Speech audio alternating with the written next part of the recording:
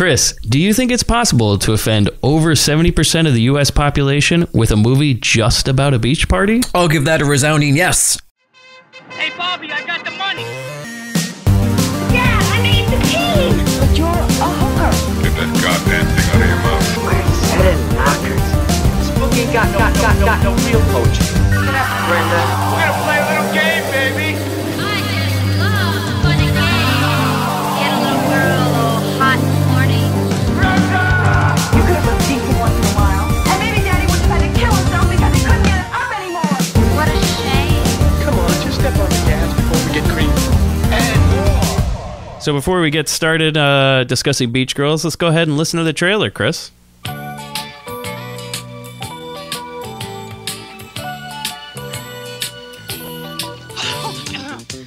Something's happening over there, and I don't think Carl Perdue knows anything about it. Uncle Carl never expected to come home to a surprise party, but the biggest surprise of all is that he wasn't even invited. I have neighbors here, a position in the community. I just can't allow this. Relax, Uncle Carl. You're so tight. Oh, my. It began with his niece and her two friends. Let's have a party! And it turned a house on Malibu Beach into a Pacific party paradise. Crown International Pictures presents the hottest thing to hit the sand since the sun, the Beach Girls. That was great. What, the grass or us? Oh, I don't know. Shall we try it all over again so I can make up my mind? If you're a singer or a swinger, whether you're hired help, beyond help, I can't. or just can't help yourself, Get a better grip on it. Okay. I'm having a little trouble. Wait, I'm almost there. Okay, that's good. you're invited to a free-feeling, three-wheeling, body-bumping, high-jumping, out of school, out of line, out of control vacation celebration. Is that a salami in your pocket, or are you just glad to see me? It's a salami. Young man, are you popping pills? I sure am. I'm a popper, he's a popper, he's a popper. Wouldn't you like to be a popper too? School is out and nothing's gonna hold us down. Malibu is calling, it's got the best looking girls around. All day and all night we got no troubles, everything is fine. Love is here, that's summertime. There'll never be another party like this one. The Beach Girls. There is so much to say about this movie. It's got everything. It's got food fights. It's got racism to the extreme. Yeah. It's got nudity, copious amounts of nudity. And damn near incest at one point. Oh, yeah.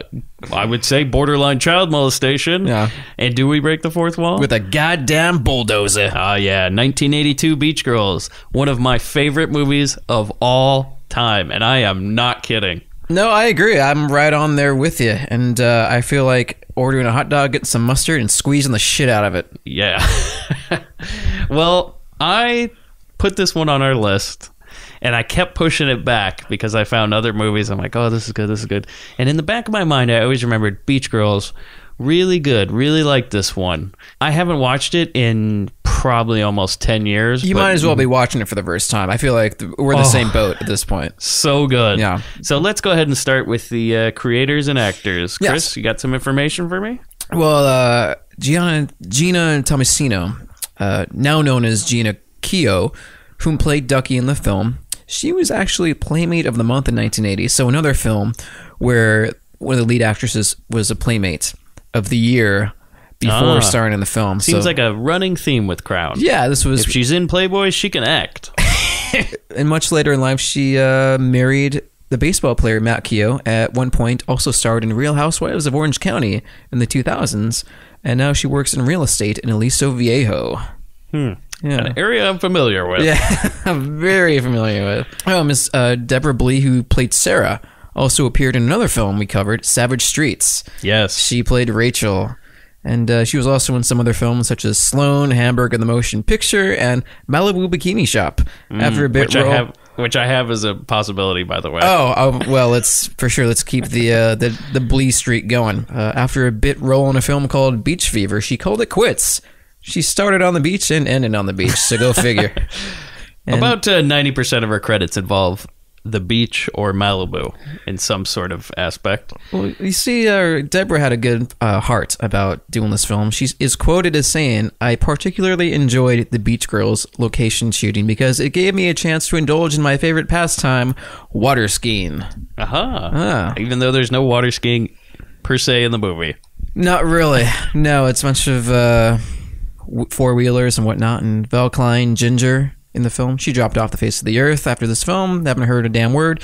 James Doughton, who played Daniels, Scott Daniels. Yeah, my favorite. Also played Greg Marmalard in Animal House. And even more prestigious, he appears in another Crown International film, Malibu Beach, which is apparently the unofficial sequel to The Van. I have some information during the movie part of it about Malibu Beach that relates to this movie in more ways than one. You'll be very interested to know. I will be very interested. One thing I was going to say about Deborah Blee, I don't remember her in Savage Streets. Do you remember who she was? No. I know I saw the credit and I was like, oh, shit. Well, the problem with that, you couldn't see anybody because Leonard Blair's hair was taking up the entire 3/4 of the rest of the screen. I mean, he will cut back to her. Every cut... her hair would be taken up more. It gets bigger and bigger and bigger. It's like a chia pet, that thing. Is. Any more actors? Yeah, let's go through. I got a few more. Adam Rourke, Uncle Carl. Yeah. Poor guy died only 58. Died in 1996 of a heart attack. Oof. He was in a ton of exploitation movies. Yeah. Tons and tons and tons of them. Lots of biker ones. Mary Jo Catlett, who plays Harlan's wife, is probably the most well-known person in this movie, believe it or not. She has done so much voiceover work in cartoons. She's Mrs. Puff in SpongeBob. Yes. She was also in one of my favorite John Waters movies, 1994, Serial Mom. Oh, yeah, I saw that. She was in, I believe, every episode of Different Strokes. She was Pearl Gallagher. This is not one of her shining lights, son. Yeah, to who? To me, this is like the top of the top. Okay, one thing... yeah, top of the top. One thing I thought was interesting was the two guys, the janitor and Wang. Okay, yeah. George Chung, who plays Wang, has 188 credits of acting, mostly just bit parts, like in lots of major motion pictures. We're talking like Rush Hour, Rambo, all sorts of things. He always plays like some sort of horrible like Viet Cong character. But he was in a bunch of video games as well, including Grand Theft Auto. I can see that. Yeah, lots of voiceover, lots of cartoon voiceover. Burt Rosario. Okay, now this is funny. Yeah. Who plays the gardener? Yes. You know what his credit is called? His character's name in Beach Girls is? What? Gardener. Oh, well. So, he has 89 credits, all small parts in major motion pictures. Hey, he's worked with Cheech Marin, too. Oh, yeah. Yes, he did. And he was in the old Paul Rodriguez classic, A Million to One. Yeah, yeah. Million to One with a J, everybody. The director, Bud Townsend, died in 1997. He was 75, which means he was, what? This was 1982? 60 years old when he made this. Seems to be a running theme, like Malibu High, 60. These are salty guys. Beach Girls, salty guys. 60. My favorite credit of his, which by the way, okay, so he's directed a couple movies. Last movie was called Love Scenes in 1984. Beach Girls, 1982. Coach, 1978, which we will be covering at some point in this podcast. Real classic. But my favorite credit of his is 1976, Alice in Wonderland, an X-rated fantasy. Oh, does that rabbit hole go deep? Now, did you write anything down about the writer of this movie? Well, I know about the editing. Okay, well, the writer of this movie is a big heavy hitter. I'm so surprised you didn't look this up. You have no idea what I'm about to... I definitely glossed over this. Okay. Patrick Sheehan Duncan has written 1996, Courage Under Fire. No. 1995, Mr. Holland's Opus. 1995, Nick of Time with Johnny Depp. 1993, Home of Our Own, Kathy Bates. 1982, Beach Girls. Yeah, those all don't hold a candle to Beach Girls. I'm sorry. He peaked at Beach Girls. We're talking heavy hitter. Yeah. Multiple screenplays made into movies, but none more impressive than this. And boy, I can't believe they hired him for anything else after this one. Yeah, you gotta wonder. I don't really remember them using the word wetback in Courage Under Fire, but or Mr. Holland's Opus. But maybe I just forgot that part. Deleted scene. Who knows? Oh, we know the editor, right? Oh, the editor, George Bowers, yeah. correct? Yeah. Our old friend, yes. My Tutor director, also edited Van Nuys Boulevard. Yes. So, Beach Girls. We open with one of my favorite Crown International songs, which is in not only this movie, but a lot of movies. And we'll hear it on our continuous journey into the trash that is Crown. I think I hear it playing right now. Yes.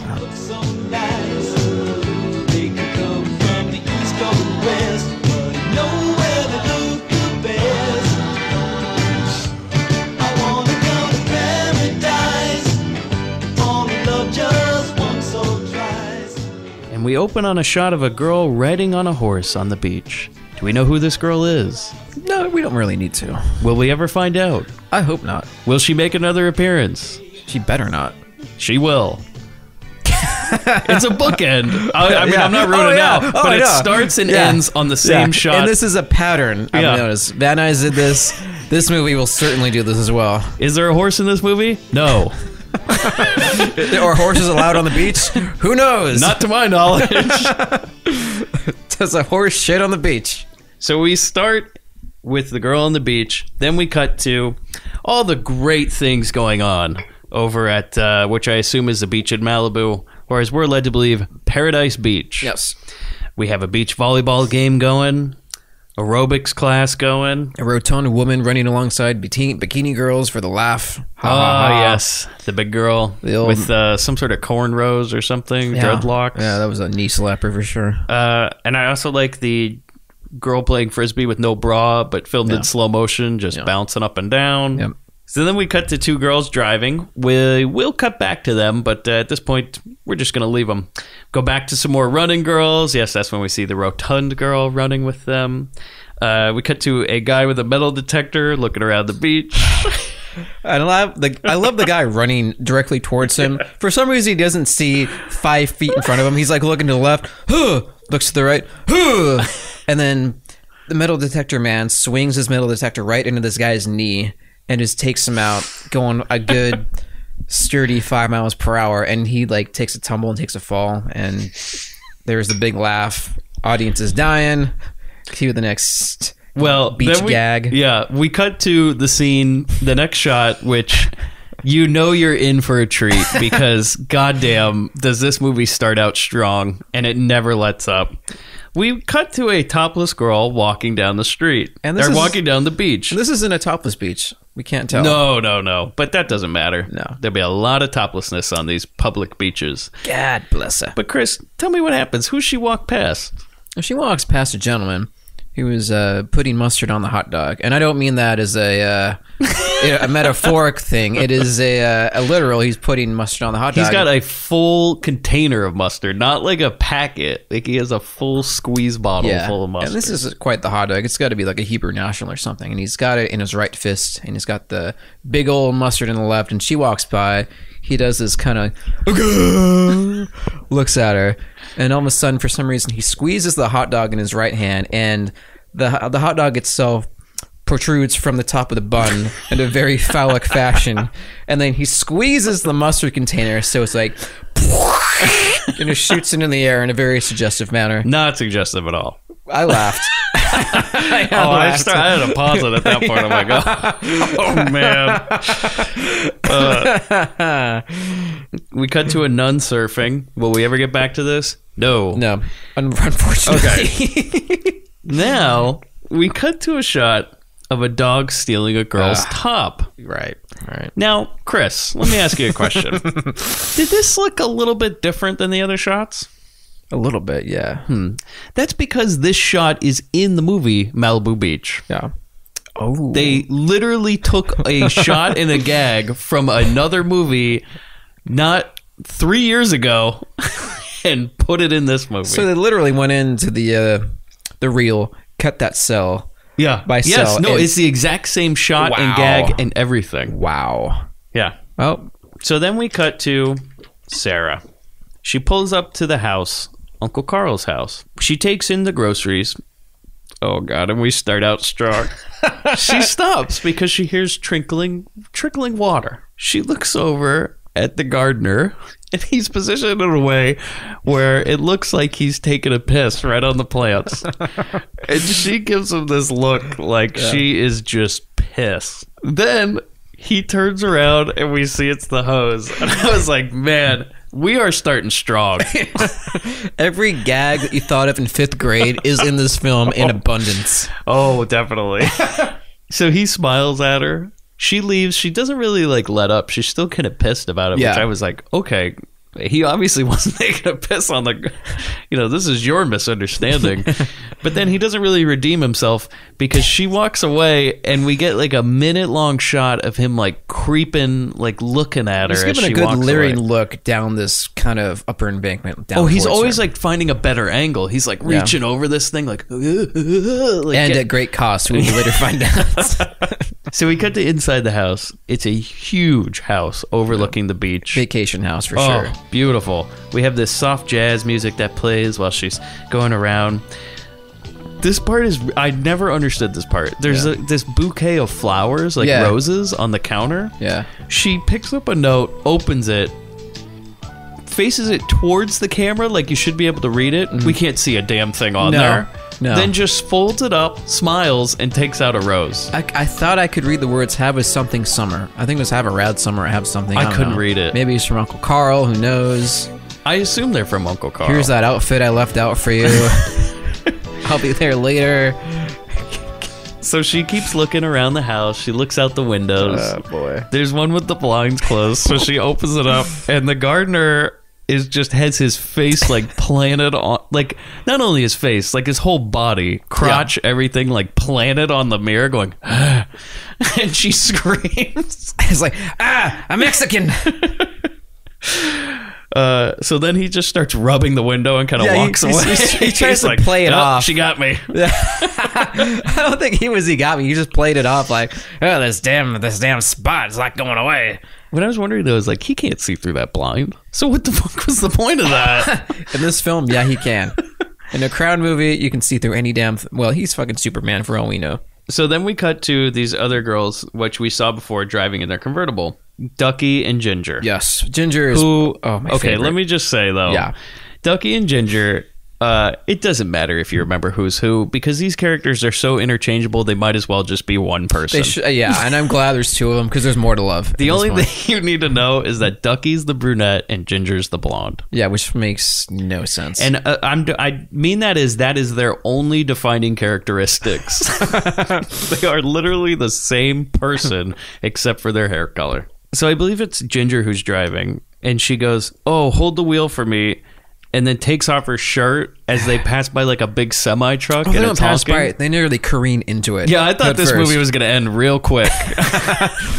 So she takes off her shirt, which she just has a bathing suit top on. I'm like, she couldn't have waited 2 feet when they get to the damn house to go ahead and do that. Yeah. Well, hey, when you're Ginger, clothes got to come off, which we'll find is a recurring theme in this movie. So then Ducky sits up in her chair and just starts throwing textbooks out of the back of the car because they're like, school's done. Can get rid of this shit. And they're trying to throw them into people's trash cans as they drive by. Oh, and they're making more shots than Kobe. It's great. So then they pick up a hitchhiker, and this is my favorite character. Yes. Okay, now let's just break it down a little bit. This guy... There's something wrong with him. I honestly believe total serial killer. Oh, yeah. Absolutely. Yes. Yes. There are multiple instances I have written in my notes that prove this point. Yeah. They ask him, hey, what's your name? He responds with, Scott Daniels. What's your name? Scott Daniels. Is it me or does it just sound like a made-up name? Yeah. Is this the first time he'll say that? We don't know yet. It's so weird when he says this, like, because I'm going to play the audio. You'll hear it. You have to see it. But the looks on this guy's face throughout the movie is so blank. I just want to know what's behind those eyes. Like, there's something going on that we don't see about Scott. Yeah. And I'm not just coming up with this. Everybody I've ever watched this movie with gets the same vibe from him. You know what? I don't think those are even his clothes. Or his guitar. I think he's wearing somebody else's skin, to be honest. He is. That's not really his hair either. Okay, so then they play the School Is Out song, which is my favorite fucking song in Crown. Like I said, this song will be played in multiple movies. Oh, it's so good.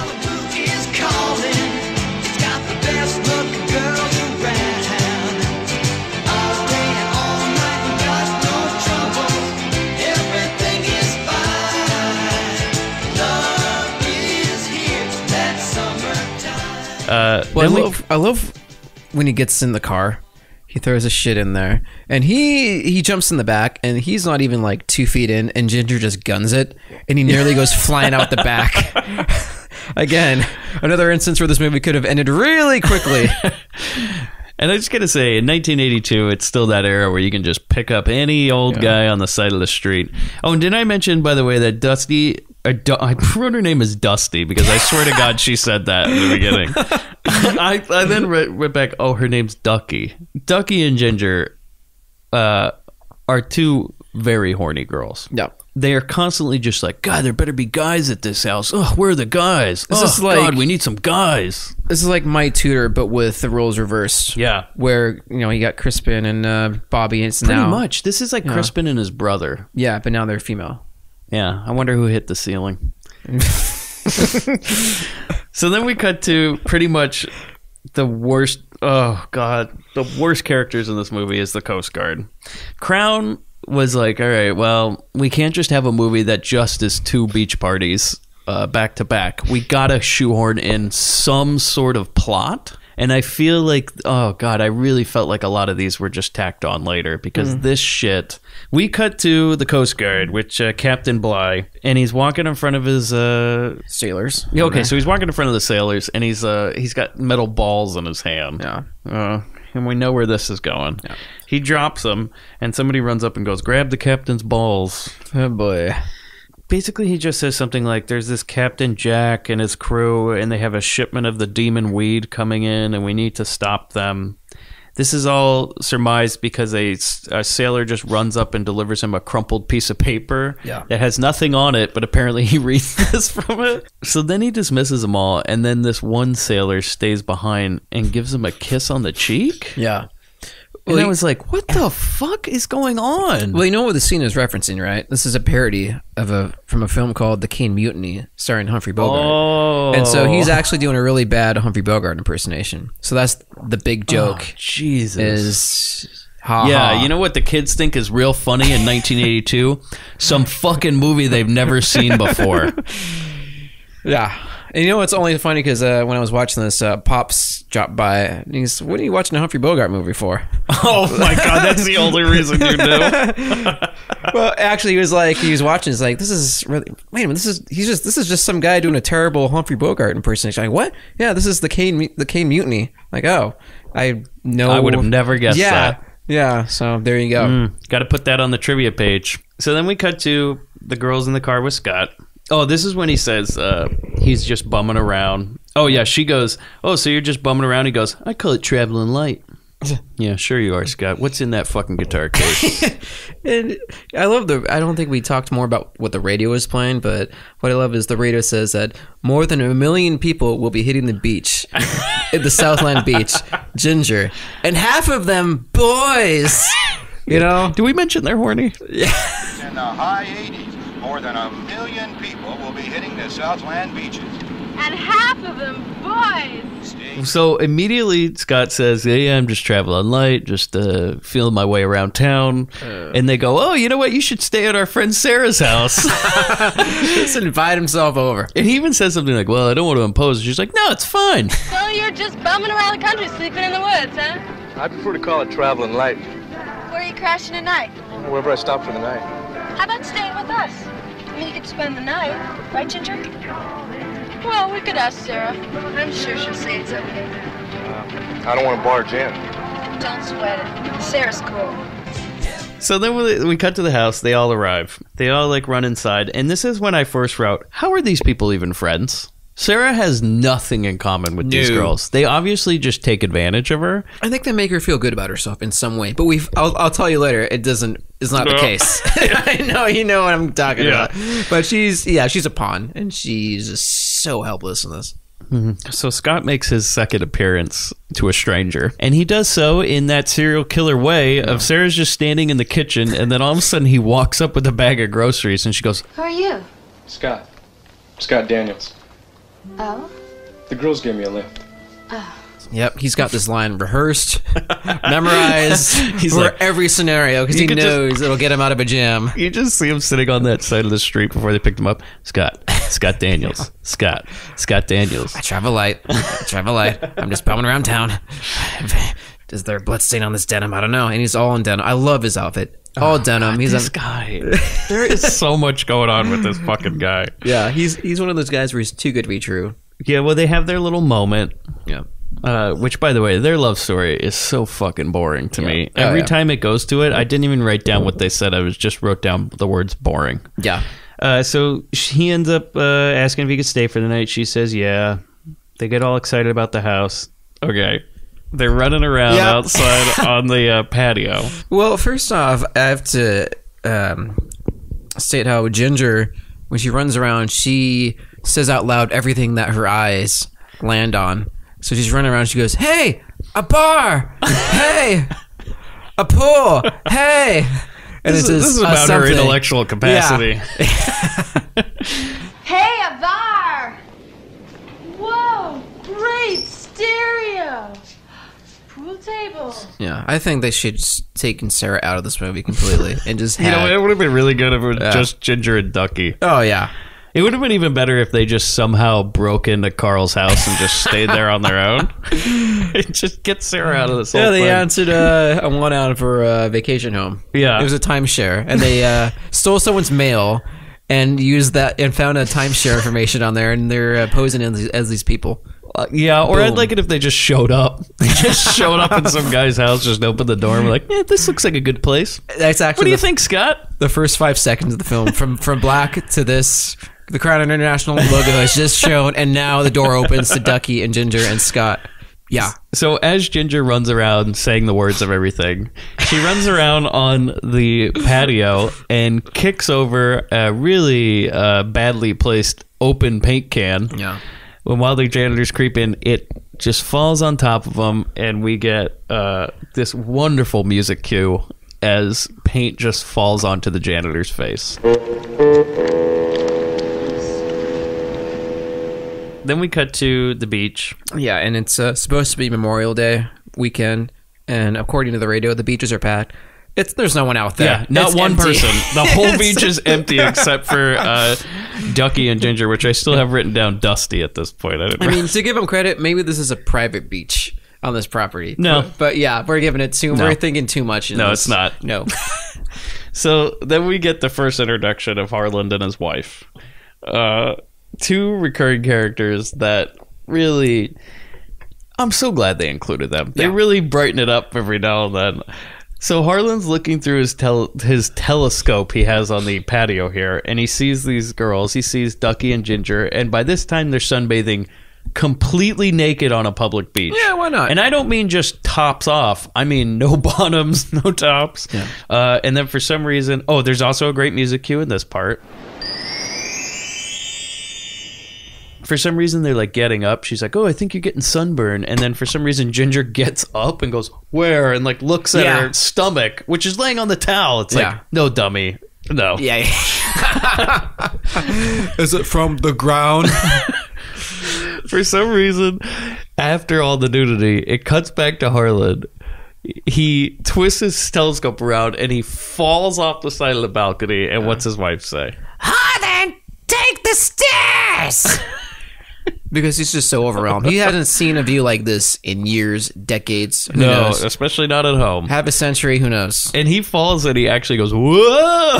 In a really great way. Oh, Very Three's Company. So then Sarah and Scott take a walk on the beach. Who fucking cares? Well, there's a great line here. Okay.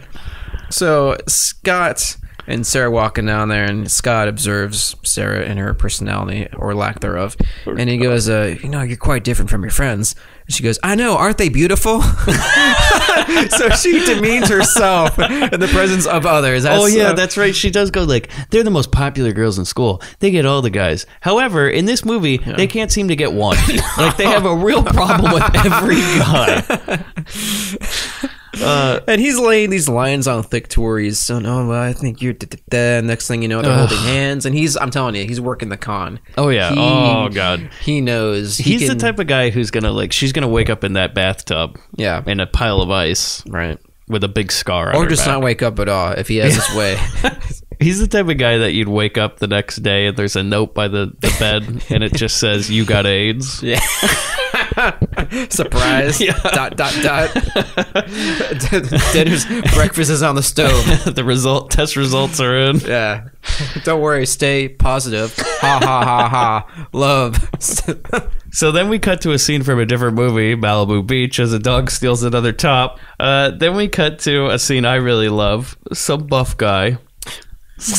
Okay, so this buff guy, this beefcake guy, is sitting in a chair, and this guy's like so buff he can barely move, you know?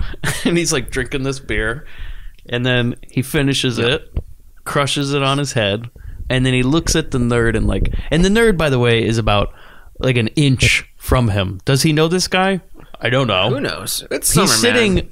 within inches of this guy, and he drops the can near him. And then what's the nerd do, Chris? Nerd decides he's gonna, be one of the jocks. Finally, the summer has come. It's time to let loose, let his hair down, let the frames off, and he Take those glasses off. Take those glasses off. He keeps them on though. He takes a beer can, looks at it. He's like, "Ha!" Holds it up valiantly, and then smashes it against his head. It does not crush. Knocks him out. Oh, it's such a bad fall too. He goes, Yeah. "Duh," and then just goes like a falling domino. Chevy Chase couldn't do any worse. This is just awful. I don't think it was in frame, but I'm sure his legs were up in the air when he fell. It was that bad. So then the buff guy picks up the can and he opens it, cracks, and it's like, and Yeah, so I guess the nerd was trying to crush a full can of beer on his head. yeah. Ginger and Ducky decide we're gonna have a party.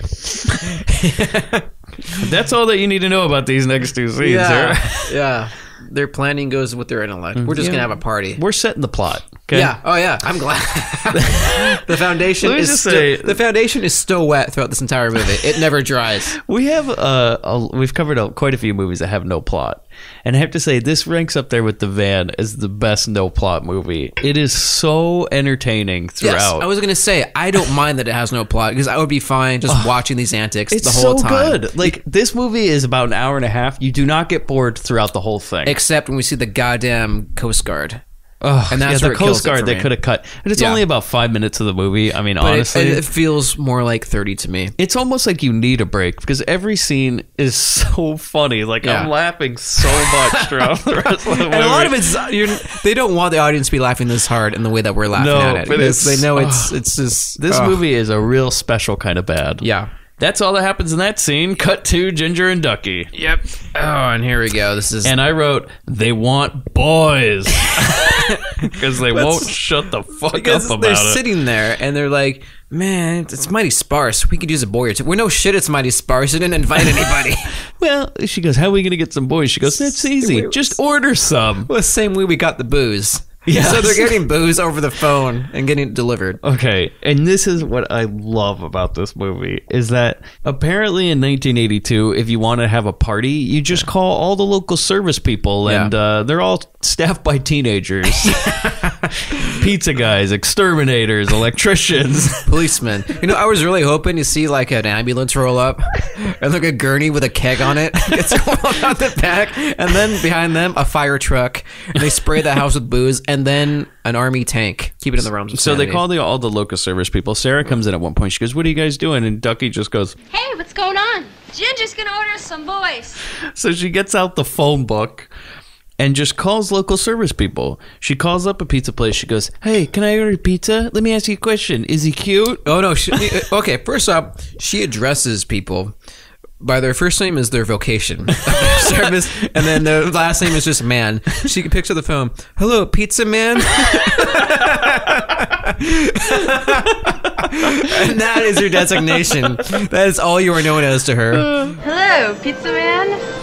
So then we get the shot of the pizza guy arriving, which this scene. So he walks up to the house and he's wearing this big paper hat, like a chef hat, and it says Pizza Boy on it. Yeah, it's like this is the only way the directors had to convey that this is a pizza man within their budget. Yeah. Because how else would we know? He's old enough. Well, just because he's carrying this. By the way, the pizza box he delivers is like enough for one person. It is not the even- smallest. It's like a takeout box. It is you know like what what you put a croissant. It's like there's not a pizza in that box. So Ducky answers the door and just starts hitting on him hard, like real hard. Well, he stands there and it's like he almost forgets what he's there for. He's like, "Oh, pizza!" Like, yeah, that's what I'm here to do. I forgot this hat. I forget what this hat on my head is for. It's basically a dunce cap with the word "Pizza Boy" written on it. So she starts hitting on him real hard, and he just starts naming off pizza toppings. He's like, "Yeah, it's got." So this has got peppers and olives and pepperoni. Anchovies and none he of goes, these ingredients are appetizing whatsoever combined. But anyways, but then she goes, "Is that a salami in your pocket? Or are you just happy to see me?" And he goes, "It's a salami," and pulls out about a 3-foot long salami. And I was like, why the hell does he have that in his pocket? Mike, you and I were both delivery boys at one point. You never know when you need that emergency ingredient. That's true. That you forgot from the restaurant. Oh, fuck. They forgot to put salami on that pizza? Hold on. Let me get it out of my warm pocket. My salami pocket, if you will. My salami wallet. But seriously, so glad you put this gag in here. Yeah. The writer of Courage Under Fire. On fire. So he joins the party because apparently nobody has to fucking work in this town once they get to this house. So Sarah's like immediately saying, I don't really think this is such a good idea, guys. And Ginger, as being her great friend, just says, "Hey, Sarah, stop being such a bitch, Such a prude. Yeah. Come on, we're going to have fun. She says, Yeah. Come on, Sarah, we're not going to have an orgy. At least it's not a small one. Now, let me ask you a question, Chris. Is that a truthful statement? Well, she didn't define what kind of orgy it would be, because it would fall under the pretense of small or big. So technically, she's being somewhat honest in that they are having an orgy, just not going to be a small one. So then, also, while this is going on, this is the first time we see this. Yeah. Scott is sitting on the couch, just sipping on a beer with his creepy fucking smile. Yeah. He never quits with this damn smile where he just sits blankly, and I'm going to put pictures of it on the website, but he sits blankly with this look like there's more going on behind it. You know what? You could say he's just glad to not be beating feet for once, and he's on a couch in a nice house with girls, but the wheels are spinning. No. The wheels He's are sitting spinning on that couch going, "Act normal, Scott. Act normal, Scott. Act normal, Scott." Smile. Yes, smile. Scott Daniels. Scott Daniels. They like it when you smile. So Ginger calls up more service people. We then cut to a party full of service people. Ducky and the pizza boy are dancing, rubbing all over each other. But then this busty blonde service worker, who I don't even know what her job is, but she shows up in that jumpsuit. Yeah. Doreen shows up. But I got very interesting things about Doreen as this movie goes on, because at this point, nobody knows her name. So No. just know her as Busty Blonde, okay? Busty Cummins, I'll call her. So she walks in the door, and Ducky's like, "Oh, we don't need any." And then the pizza boy goes, "Yes, we do." Goes over, and he's like, just staring at her boobs and blah, blah, blah. She says some one witty liner about Twin Peaks, raises her rack, and he goes, "Ugh." Cut to the janitor. He's creeping around. He's looking around. He's cutting this bush with the big pair of scissors, big pair of clippers. And then I love this part. He accidentally cuts into a wire. No. And he gets electrocuted like real bad, to the point where his hair's standing straight up, and he's like, and I was like, oh, he's gonna die. Yeah. Then, after he's electrocuted, he thinks about it for a second, smiles, and then cuts it again and electrocutes himself again. And I love like the detail they put into his hair is now like more of a fro the second time around. As it goes on, this guy will get just more and more wrecked throughout the movie. In fact, he has like skunk hair from the electrocution. So the party's hopping at this point. We watch people dance for a while. Unlike other movies, though, it's not boring, because there's always some weird shit going on in every shot. Or just a weird shot in general of some pelvic gyration or a camel toe, which is given to us in great abundance. And there's like this great music playing throughout it. Then they find out they're almost out of booze. Oh, and Ducky and Ginger complain that there's too many girls at the party, and Ginger says something like, what'd she say, Chris? I just love that. She's like, well, where did all these girls show? I don't know the guys must have brought them. Well, yeah, do you expect like they're gonna have a bunch of guys just dancing with each other and just be the two of them like sitting and enjoying themselves? Like, what did they expect? They expected a gangbang. Like, well, Ginger says, or Ducky says something like, I don't know, a bunch of guys brought him. They must have let out the zoo or something like that. Oh, I didn't hear that they one. must have let out the pound, is what she says. Well, I didn't hear that, but I just their frame of mind. I'm sorry, I just saw what comes next. Go ahead. No. I'll just repeat myself with that one, but please proceed. Okay. This part is not my favorite part of the movie, and it's really hard to say, because this is one of the greatest things I've ever seen in a movie in my life. Is they have this conversation, and then Ginger walks away, and some guy you didn't notice is just standing with his back to the camera, all of a sudden turns around. Now, I can't understand the full words of what this man says. Yeah. I tried to turn on subtitles. There is none. I was so fucking pissed because I want to know the full line. But I'm going to play it right here. But what I think he says is, you might be a farmer's daughter. You might be a farmer's daughter, but you sure give my tool a wrench. What? I can't even stress how weird this line is delivered. Ginger walks away from a conversation with Ducky. This man spins around like almost like he's not even supposed to be in the movie, and says this line like while she's walking away. You might be a farmer's daughter, but you sure give my tool a wrench. Yeah, you take over and I'll go carve some liquid. I was only a plumber's daughter, but you gave my tool a wrench. It is so odd. Again, writer's room, coke binge.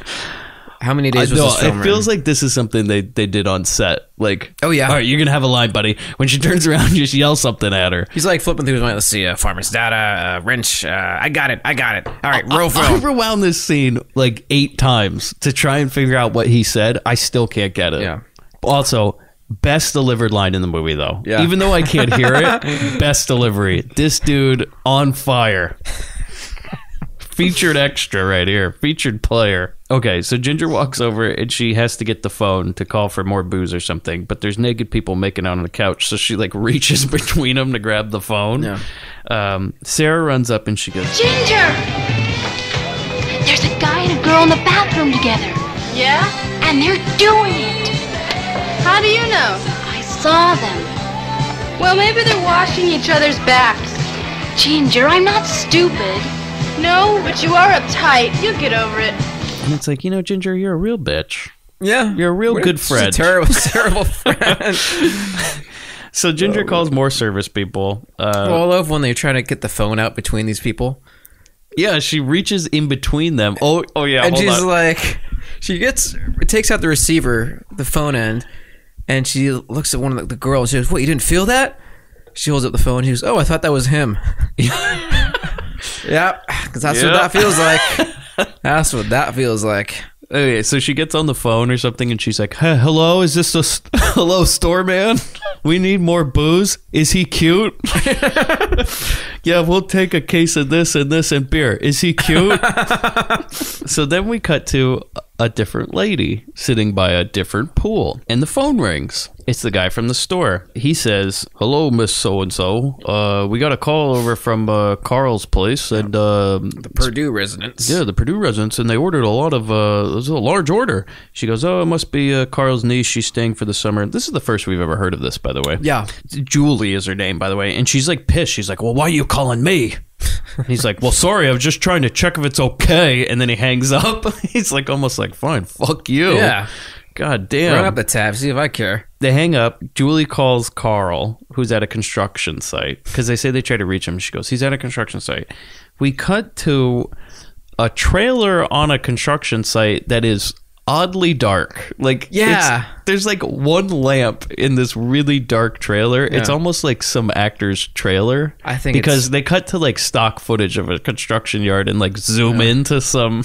It's almost like they took the camera out. They're like, oh fuck, we got to get a shot of a construction yard. All right, let's just set it up real quick. Okay, pan down, zoom in, go. We don't have a permit. Go, get out of here. Then Carl says something like, it's okay, Julie, I'll marry you. Got to shoehorn in some sort of plot here. Yes, we'll set the date. So-and-so, the 23rd, 8 a.m. It's like, what an early-ass wedding. Who the fuck gets married at 8 a.m., by the way? What an asshole. Like, who's going to go to that? Breakfast and a wedding. That's what we all aspire to have. So she said something like, oh, the store called and there's a big order. And he goes, oh, it's just probably Sarah and her friends. They're kids. They're having a good time. You shouldn't worry about it. He hangs up. And then all of a sudden, Carl talks to himself. He goes, yeah, they're just kids. Probably having a good time. Wait a minute. I was a kid once. And then he gets up and he's like, oh, shit. And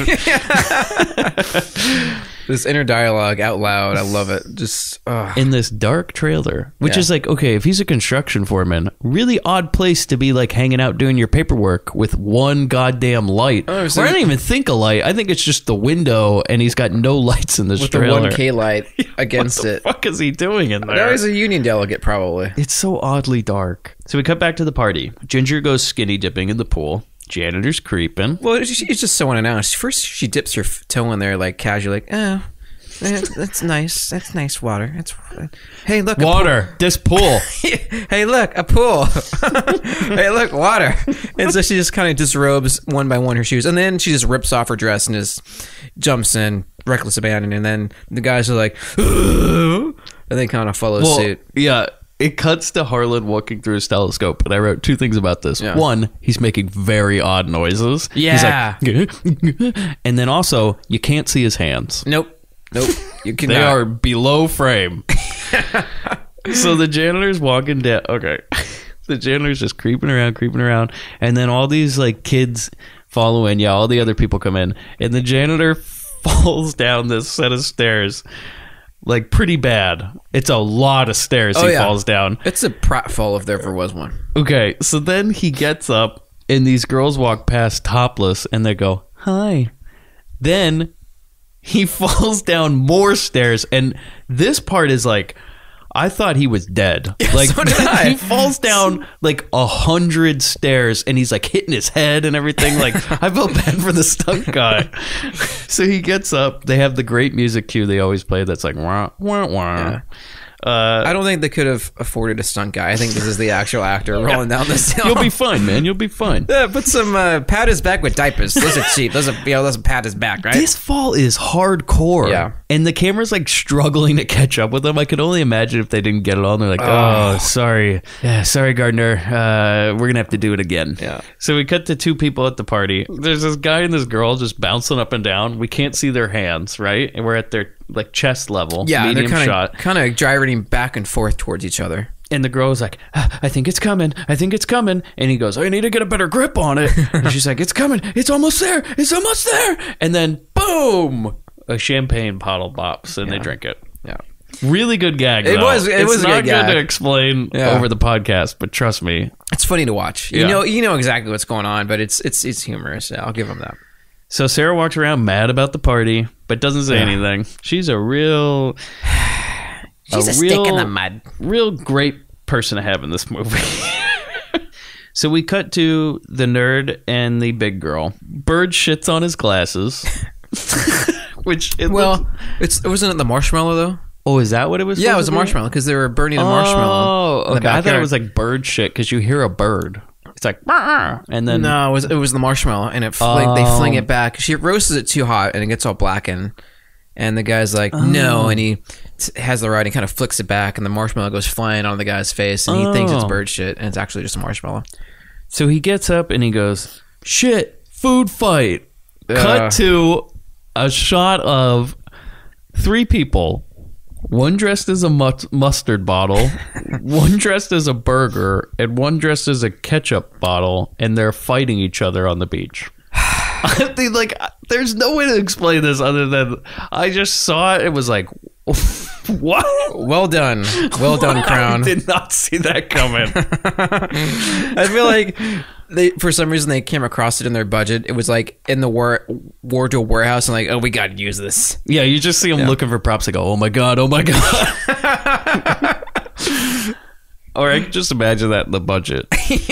You see Crown just being like, do you guys really need $700 for a mustard burger and ketchup costume? Yes, it makes the whole movie. In fact, without that joke, nobody's going to get the rest of the thing. I mean, it's a major plot point. Look, the ketchup bottle's going to make another appearance later in the movie, okay? We can't just cut this out. In fact, it's in the 2 sequels we have planned. This just seems like Crowd was just doing so much cocaine at this point. They're like, all right, just go. We trust you. Yeah. We're going to write it off later. Go for it. So the wife catches... Okay, Harlan's wife, we cut to them. She catches him looking through the telescope, and she's like... Harlan, it's pointing the wrong way. What's so interesting over at the Purdue place? Oh, Lord. Something's happening over there, and I don't think Carl Purdue knows anything about it. I'm calling the police. And while she does this, Harlan's always like kind of in the background, like mocking her. Yeah. He's like, yeah. He's not making any noise, but this is an what audio she's saying. platform. You can't understand what I'm doing. Cut to Sarah on the beach. She finds Scott playing that guitar. Sure he is. And she's like, hey, what are you doing here? He's like, this line's a little bit telling. He goes, I don't like parties much. Plus, I've been down that route. What the fuck's that supposed to mean? What? Maybe he's trying to imply that he's a grown-up. He's grown out of that stage of his life. And he's now gone into disposing the bodies instead of mangling them and positioning them in interesting poses. So then they talk about Scott's plans. Boring. Then they talk about Sarah's plans and how she wants to be a lawyer. And Scott says this thing. He's like, he goes, you know, you're like, you've like programmed yourself like a computer. Yeah. This is supposed to be the life-affirming liberation moments. Yeah, and she's like, what are you talking about? And he's like, something. She's like, oh, I'm going to do this. And he's like, yeah, you sound like a computer. It's like, you know, Scott, some people can't have life plans. Yeah. Okay? You don't all have to bum around and kill people to get through life. You fucking creep. In fabulous denim. Playing the same 3 chords everywhere you go. And wipe that goddamn smile off your face. Yeah. Cop shows up to the party. Uh-oh. Oh, boy. But it's a young cop. I'd say about the age of the rest of the partiers. Ginger answers the door, hits on him real hardcore. And this is what I don't understand. Is he's dressed in a police uniform with a badge, and he goes, oh, hi, ma'am. I'm the police. We got a noise complaint from your neighbor here. And she's like, oh, yeah. You're a cop, huh? I look a little young to be a cop. He goes, oh, I'm just a reservist. My father's the chief. So, like, he gets home for the summer, and his dad's like, yeah, son, why don't you put on a uniform, pretend you're a cop, go around, you know. Just go arrest some people if you need to. You know, just do whatever. Put the scare in them, you know. Let them know that we're here. Dad, do you think I need some training or like I gotta pass some sort of test? No. I'm the chief. It doesn't fucking matter. Just go out and police. Here's a gun. Point out things you don't like and squeeze. He succumbs to her charms, enters the party. Like I said, if you enter this party, you'll never leave. So the girls dance with a repair guy. At first I thought he was an exterminator, and then it says something like something service on the back. Okay, here's the thing I need to bring up. Okay. So they have all these service people, all these people, different vocations and jobs. When you make a house call, you're getting paid. These girls they gotta be broke or something. I mean, where's this money coming from? Right. How are they Put it paying on these Carl's people? tab. Yeah, it's going on somebody's tab. Someone's getting paid. Money's going somewhere. I say half the town's getting fired because none of these people return to work. I mean, none of them. Once you enter this house, you never leave. Like at some point, you would think maybe the phone would be ringing with businesses going, "Have you seen our delivery guy? Yeah, we last saw he was over there making a house call. You know, there's over 1 million people at the beach this weekend. It's a really busy weekend. I can imagine for like us. competing businesses running into each other. Hey, what are you doing here? Leaky pipe. What are you doing here? Some broad stroking my balls. You know. So they're dancing with this repair guy, and he's wearing a jumpsuit. They take off his jumpsuit, and then he's dancing in his underwear. Yeah. And then we cut to this great shot of the janitor. He's dancing. I keep writing janitor, his gardener. Yeah. But he's outside. He's dancing outside with a bottle in his hand just by that window, you know? It's like, okay, he's also dressed up like a service guy. He could easily just walk in and join the party. You know, that's what I was saying. Like, God bless him. He still does his work. Yeah. He's the only guy that's kind of half-assing his job. But he's like, still doing his job. You know, I am getting paid to be the gardener, so technically I got to plant some plants every now and then, whack some weeds. Let his hair down. I'm telling you, he just waltz in there. No one will be the wiser. I mean, okay, Sarah doesn't know him other than when she saw him the one time, but she's not going to remember. She's barely at the party. Ginger and Ducky, they won't know him. Let him in. No, nobody knows. This guy's stupid. I'm sorry, he's stupid. Cut to Sarah and Scott walking towards the house. Oh, this part's so good, though. They're walking back towards the house, and then all of a sudden, Sarah goes, "Oh my God!" And like a bunch of topless girls run past her. Yeah. And all these people are running into the ocean, and they're all naked. And Scott just immediately starts taking off his clothes, and he goes, "Come on, Sarah, the water's great." Yeah, how would he know? He just takes off his clothes and he's something like, "Wait, you've been skinny dipping before, right?"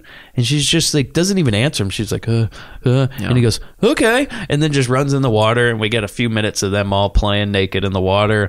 Sarah's kind of looking on, and she's like being a real prude. She's real upset about this whole thing. So then she goes to talk to that busty blonde service girl. She's the bastion of integrity and hope in this film. Who's now going to become like a minor character in this movie for some reason. And she says something like, she goes, "How come you aren't down there with them?" And she goes, "Well, I can't swim, honey." And she goes, some nice flotation devices on her chest. I mean, these things they chose her for this role for that reason. Yeah. And then she goes, "How about you?" And Sarah's like, "Well, I can swim." Wow. And she's like, "You don't think I'm a prude, do you?" And it's like, she doesn't know you. Yeah. Okay, but then she says like, "No, honey, it's all right. You just need to cut loose every once in a while." And then this is my favorite part. Is Sarah looks right at her and she goes, "Thanks, Doreen." Yeah. I'm like, wait, what the fuck? Who knows? How does anybody know her name? Yeah. I just wrote, she knows her name somehow? Cut to Captain Jack. Now it's night. God damn it. So then we get these pirates that all wear eye patches, by the way. And he's just a real terrible character. Some guy runs up, one of his seamen, and he goes, "Oh, Captain Bligh is onto us." And he's like, "Oh, jettison the cargo." And so we just get a shot of all these pirates throwing bags of weed out the back of their boat. Cut to Carl comes home. Do you wonder if when Crown had these bags thrown out, did they go back and pick them up? Because I feel like knowing Crown, they just left them. Oh, they left them. They're just floating around and like, steal into the night. I have some theories about this, by the way. Yeah. We'll get to that. I'm sure, yeah. Cut to Carl coming home. Pulls up in the driveway. And by the way, the night scenes in this movie are still shot in the day. It's very obvious that it's still daytime, but what they do is they do that like blue filter over the camera, so it like kind of looks like night. You're not fooling anybody. No. Come on, Crown.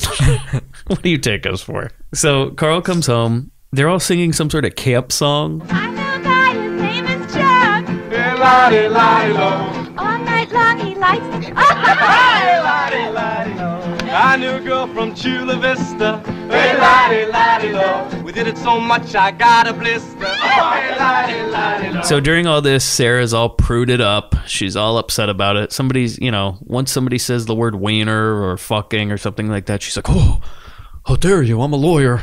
Carl walks into the house while he's surveying the party.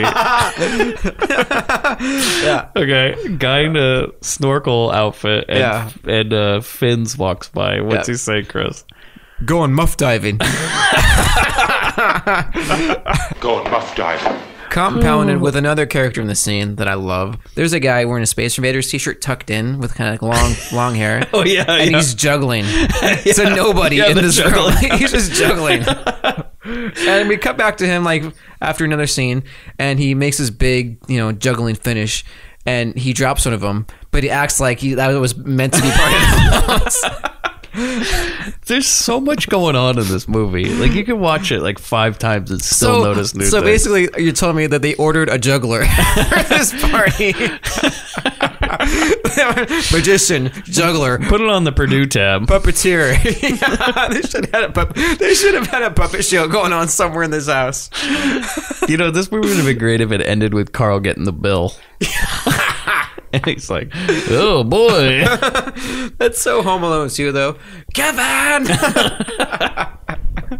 So Carl's he's not really upset, but he's like, oh boy. So, he walks up to Sarah and he does this so he walks up to her and he like cups her face. Yeah. Like he's like, God. Oh, Sarah. And he like grabs her, like her cheek with his hand. Yeah. And he like kind of pulls it towards him almost. Yeah. I was very disturbed. It was by all uncomfortable. this. I It was like, really whoa. uncomfortable. If Yeah. my uncle, I have an Uncle Carl, by the way. Yeah. Walked up to me and cupped my face like that, I think I'd leave. I'll tell you. I feel like I don't think I could stay here for the summer. No. So he cups her face and then he hugs her and he says something like, "Oh, it's okay. What am I gonna do with you?" And then he like gives her a kiss. Yeah, that was really I'm like, uncomfortable. this is your uncle. This isn't your dad. Yeah. I mean, this is odd. No, Uncle Bad Touch. So then he says something like, they sit down and he's like, she's all, oh, I'm really sorry. And he's like, I bet it was your friend's fault. She's like, no, not really. It's partly my fault. Sarah, just blame it on them. Come on. Yeah. And she's trying to be integrous and she's like, no one's buying it. Come on. I'm sorry. Are you mad? And he's like, no, I'm not mad, but they need to stop. I got neighbors. I have a reputation in this town. Yeah. Not anymore. You need to keep appearances. Well, yeah. And she goes, all right, I'll tell everybody to leave. He goes, no, it's okay. We can have the party tonight, and tomorrow everybody's got to go. And it's like, well, I hope they fucking go home tomorrow. I mean... It said nothing about cleaning, though, did he? No. That's why they got that janitor. Oh, yeah. So Ginger and Ducky are overhearing this conversation. Not Sly at all, though. No. Because, like, apparently they can't see him. However... Carl and Sarah are just sitting on this like patio, and Ducky and Ginger are standing maybe 10 feet away from them, not covered by anything, just standing in front of the patio going, hey, like listening in, like they think they're sneaky. It's almost like they're putting a cup to the door, like, I can hear them. So they're all bummed, and then they decide something like, oh, well, we should go seduce them.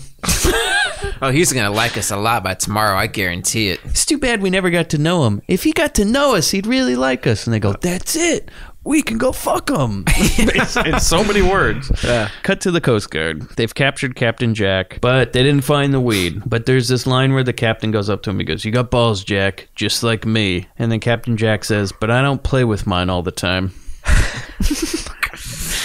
Then Bly yells at him a little bit. They tell him the ship was clean. Oh, then they have to... He's like, all right, let him go. And then we cut back to Bly, like, just crying. Yeah. Cut to the sauna. Carl's... he's just... he's had a long day. A long day at the old construction office in that dark room. He's got to sweat it out. Yeah, so he's in the sauna, and he's acting like he's in a sauna, like, oh, so exasperated. Then Ginger walks in. It's her turn. She walks in. She starts hitting on him immediately. And she's like wearing like a white shirt. With she's like, nothing underneath. Oh, it's so hot in here. And then she's like, oh, oh, excuse me, I need a drink. And like grabs this pitcher of water and she like sips it. But starts dribbling just over dribbling her on her chest. shirt. And there's this weird part where like Carl like almost tries to catch the water. It's like, yeah. Like, what's the harm there? Yeah. And she says something like, oh, there's nothing quite like a cold water in a hot room. And he's like, yeah, there isn't. Okay. So then she takes her top off. And he says, he's like, oh God, I need a drink. And she goes, oh, I'll get you one. And he's like, no, it's okay. We're out of booze anyway. She goes, oh, I got an idea. And she takes out a joint from her bikini bottom. Yeah. And he's like, oh, I don't smoke cigarettes. And she's like, this isn't cigarettes. And he's like, oh my God, is that marijuana? Well, before she even does that, before the shirt even comes off, he has this one sensible line in this whole scene. He goes, how old are you? Oh yeah. And that is the one redeeming factor. Yeah. And by the way, she responds with old enough. Yeah, that's so okay. And there's a line later in this movie that makes me believe none of these girls are of age. Yeah, because he's like, good enough, and he just rolls with it, and that's when she takes out the joint. The shirt comes off, and just, well, I tried, officer. I did my part. I mean, I asked her how old she was. I was already balls deep. What do you want me to do? I have never seen a movie that is so pro bad behavior in my life. This movie promotes potentially sleeping with an underage girl, right? Underage drinking, weed in like a real like, yeah, you better do it or you're a total dork type fashion. I don't know. The amount of peer pressure in this movie is insane. It's like somebody's like poking you with the stick the whole time. Like, yeah, drink that beer. Yeah, smoke that joint. Yeah, go fuck that girl. Swallow this pill. Yeah, have a party while your parents are gone. Have a party while they're there. Just have your sexy friends go seduce your dad. Like this movie crosses the line of cheerleaders. Like it goes beyond that. Yeah. This is real derelict territory. It is like real awesome. These are so people's. bad. You can easily picture their mugshot any day. So he resists the joint at first. He's like, "Oh, I shouldn't do any of that. I'm an old man. I don't know how to puff on a marijuana cigarette." No. And so she lights it up, and she's like, "Come on." He's like, "Well, I guess I can't pass it up." So then he takes it, and there's that scene where he's like puffing it a bunch. And she's like, "Yeah, breathe it in like that. Breathe it in." And then he puffs it out, and then he's about to hand it back to her, but then he takes more. And she's like, "Yeah, suck it in, Carl." He's an old pro. Cut to the pool. We see a man, clearly a man in a shark costume, like a fin, sticking out of the water, and you hear the Jaws music, and the girl goes, and then the guy attacks her. Will we ever reference this again? Cut. No. End scene. We had the shark costume in the wardrobe. We have no idea what to do with it. Yeah, it says here in the budget you guys need a shark costume. Oh yeah, it's for a scene in the movie. I mean, is this a big scene, or because we're running a little tight out here on the budget? We already got to rent this house in Malibu. We already had to get a juggler. It's costing us $10,000 a week for this house. You ask for a juggler, a magician, a lot of service trucks. I mean, is all this really necessary? Do we really need the shark thing? Look, it makes the movie. I mean, it's going on the poster, for God's sake. So we cut to the sauna. Carl has passed out. Has it ever happened to anybody? Have you ever gotten so high you passed out? Maybe because he was in that sauna. Yeah. Oh, he's like dehydration. He is out cold, and he's just like slumped down. Yeah. And Ducky and Ginger are like feeling him. They're like, "Is he?" Oh, and the cops there for some reason, and like, "Oh, is he okay? Oh, yeah, he smoked so much he passed out." And then they just carry him out. Then we cut to Scott with that creepy fucking smile. Doreen hits on him. Then Sarah walks up and she's all bummed. Scott realizes his mistake. He says something stupid like, "Oh yeah, the only problem is myself" or something. They try to add this character like he's the self-aware. He's growing as a person in this film, and it's gonna rub out into Sarah, and she's like, "I can grow too." Don't kid me, Crown. This was a different movie at first, and Scott is not the character you're portraying it as. Oh yeah. So then we cut to a scene because we have to have some sort of transition to the next day. So we just cut to a scene of Sarah sitting like bummed on the beach. Cut to some seagulls flying around the beach. It's morning now. The next day, everybody's passed out in the house. Even the janitor's passed out. Even the gardener's passed out in the garden. He's like leaned up against the window. Does he have a house? Does he live here? Okay, It's never I wrote established. that. At this point, I wrote, is he like a full-time live-in gardener at some point? How much landscaping does Carl need? Yeah, hey, he's He'll reference this later in the movie, by the way. Appearances must be kept. Sarah comes in looking, she's like calling out, she's like, Ginger, Ginger, Ginger. She gets up like from behind the couch. We watch her wake up by rolling over multiple people. She's like wearing the cop's uniform at this point. She's like, I just drunkenly rolls onto some dude. And I love how nobody else is waking up. Yeah. As soon as, until they call her their names. Yeah. Because then all of a sudden she's like, where's Ducky? She goes, Ducky. And then all of a sudden Ducky comes out from under the coffee table. She's like, oh, my head. Like, and Sarah goes like, these people gotta go. We gotta get them the fuck out of here. And she's like, oh, okay. And then Ginger blows the cop's whistle, and then everybody runs out like there's a fire. Yeah. Then Sarah and Scott are just... Oh, Scott walks in like from the beach. He's like, yeah, water is great again. And he's got like these little denim shorts on and his towel. And Ginger and Ducky are like, oh, that sounds great. We're going to go down to the beach too. And Sarah's like, is anybody going to help me clean up? They're like, bye. Friends of the year Yeah, right there. serious. And Sarah's like, oh, they never help me with anything. It's like, well, then why are you fucking friends with them? And then even Scott's like, oh, sorry about that. And she goes, you're dripping on the carpet. And he's like, Yeah. oh. But Scott doesn't even offer to clean up. That's the best part. It's like, he's going to be like, I'd help you. No, just does that creepy fucking smile while he drips water all over the place. I wonder why I need to save my energy when I clean up your blood. Thanks for letting me stay at your house. I'm not going to clean a fucking thing. So then Ducky runs in and jumps on Uncle Carl's bed is the next scene. And he's like, oh, God. And she's like, you promised to take me sailing. And he's like, oh, did I really? I don't remember any of that. She goes, yeah, you did. And he's like, oh, okay, well, if you say so. And she goes, yeah, get dressed. And she's like trying to pull off the covers. He's like, no, I'll do that. And she's like, come on. And he's like, okay. Give me a minute. And he kind of goes, She walks out of the room and he puts up the cover over his head. But you can tell, because this was all like done in one shot, but the covers come down again. So, they wanted them to stay on their head, like, get it off. Next scene, Cut. We only got so much film. We spent all the money on that shark costume and the burger costume. And the juggler. Ginger's sunbathing on the patio. The janitor's creeping on her. This is when I wrote, is he like a full-time gardener? He's using the weed whacker and then he like cuts into a bunch of potted flowers. Yeah. And then the music cue happens again.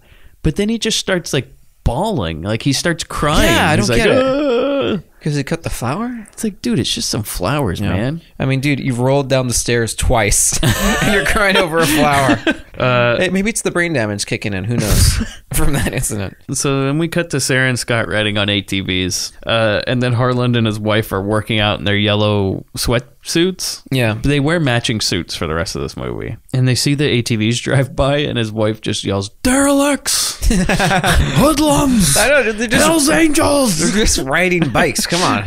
It's like Uncle Carl obviously owned these. He's never ridden them before. Like, never rode them on the beach before. Yeah. So then we cut to Ducky and Carl sailing. She's just sitting on the boat, and we cut back to Carl, and he's like super sweaty, and he's like pulling these lines. He's like got a lot I thought he was to do. wet. I thought he like somehow was raining or something, or like he's like having a hard time. He's sitting there. He's like, whatever you say. He's like fighting for his life. Like I've never seen somebody pulling on so many lines on a sailboat. Like the veins are bulging out of his face. It's almost he's got like one on each appendage. Like he's got like two on his arms, two on the legs. I don't think Uncle Carl's ever done this before. This is his first time this dinghy. Yeah, he's trying to show off. Yeah, which by the way, sailing for Uncle Carl is just like a 2-seater boat. Like this thing is like the dinghy in Tommy Boy. You know when he's out on that thing? I think this is what I wrote in the Boy Scouts. When I was a weeblo, they took us out in these things. I didn't even know that you could ride one of those in the ocean. Like it seems very dangerous. They're not meant it's to more be. like a lake. Yeah, they're meant more for but lakes. Don't worry. Okay, hold on. Because this boat, by the way, I got a lot of questions about it. So Ducky starts hitting on him hardcore. And he's like, she's like, are you mad at us still? He's like, nah, I'm not mad. It's all right. I'm over it. Then she takes off her top and she's like, it's hot. And this is when Carl is like, oh boy, point of no return. He says, he goes, I don't think that's a good idea. So then she keeps getting close and close. You can see Carl's the first lines of Megan Law being read. yeah, he's like he's running out of room to move. He's like, and then she falls off the boat and she starts screaming. She goes, I can't swim. And so then Uncle Carl dives in after her. And Ginger's watching this unfold. Carl like takes her out of the water and brings her to the beach. He gives her CPR, and then she starts kissing him. And then Harlan and his wife come up, and Harlan's... Okay. So this is the worst CPR I've ever seen performed. Usually there's chest compressions. There's checking he has for no breathing. idea what he's doing. He doesn't know what he's doing. Yeah, neither do the filmmakers. Hey, I don't know. You just put your lips on it, you know? Feel around your chest a little. I think that's how you give it a quick feel. Go, give it a quick feel there. make sure the blood's flowing in them rack and them breastises. So Harlan's wife goes, Mr. Perdue, I never... And then Ducky looks up at her and she goes, I bet you don't, you old toad. And she's like, oh, and they run off. She's like a female Hank Hill. Yeah, she really is. Ginger runs up and she's like, oh, Carl, thank you so much. And they start like kind of kissing on him. Oh, man, they're just itching to get their tongue in that mouth. They say, we're really sorry. And he's like, it's all right. You can stay. And then they run off happy. And then... Okay. This is the only time in this movie this happens. Do you have it written down what he says? I'm giving you the honors for this one. The only time in this movie, the girls run off. Uncle Carl contemplates for a second. Then he turns... looks down the barrel of the lens and breaks the fourth wall. Like looks right into your eyes and says, what did I say? Yeah. Something I said. I laughed so hard in this part. Yeah. I just screamed like I couldn't believe that was the fucking shot in this movie. Like I could not imagine directing that. And they go, all right, Carl, they're going to run off. Look right down the barrel of the lens and say, what did I say? What did I say? And give it a little And you know what? If they pulled the freeze frame and rolled credits over his face, I would have been happy. I would have been happy. Because the whole plot of this one would have been, how are we going to get another party with these girls? And that's it. Oh, yeah. This whole plot of this movie is 2 parties. Yeah. We're going for 2 here. You know? 2 for the money. Oh, this scene, I'm telling you, I got to find a way to put this on the website. At least like a gif of him looking into this and just going, what did I say? It is incredible. It comes out of nowhere. Like, you don't ever expect anybody to break the fourth wall of this movie. No. But thank God they did. Yeah. Fucking brilliant. Yeah. And then I wrote in my notes, what about that boat? Yeah, it's just kind of floating away. They abandoned ship. They literally just abandoned fucking ship and go into the shore. We will never reference this boat again. It is apparently just floating in the ocean at this point. Where do you think that budget went? We had to dump a boat. You guys, did you bring that dinghy back from the production? We need to sell that. Oh, yeah, how about that? We thought you wanted it to go off in the sea, off in the horizon. So then we cut to Sarah and Scott on their ATVs, and they're playing this great song. And Scott's just riding on this ATV, doing his creepy fucking smile. He's just like, never wipes this goddamn killer smile off his face. Then we cut back to Harlan and his wife, and Harlan's wife... or just Harlan's wife, and she's called Julie, Carl's fiance, and she's like something about Mr. and Mrs. Perdue, just like you don't know, Carl, and then we cut, and we don't really know what happened. Julie hangs. Okay, this movie has not even peaked yet. Like, there's still so many great things that happen. Julie hangs up the phone. She walks over to her Asian butler / driver. Oh, God. And she goes, Wang! And he's in the corner doing karate. To nothing. To thin air. Yeah, he's just like, yeah, yeah, yeah. And she kind of sneaks up on him, and she pays for it dearly.